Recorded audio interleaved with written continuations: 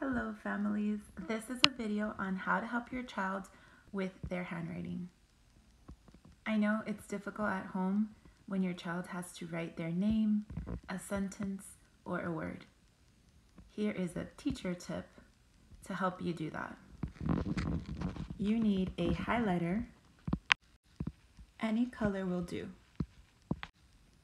Then, when it's time for your child to write his or her name, a sentence, or a word, you can help your child by writing it for them using the highlighter first.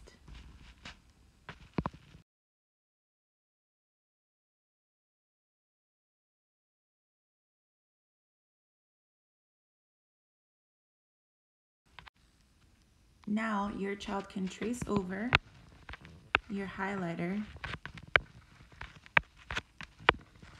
to write their name, a word, or a sentence.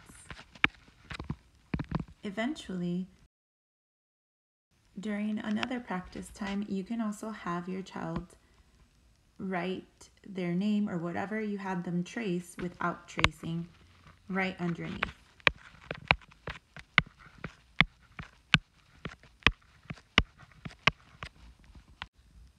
I hope you enjoyed this teacher tip. I look forward to sharing more with you.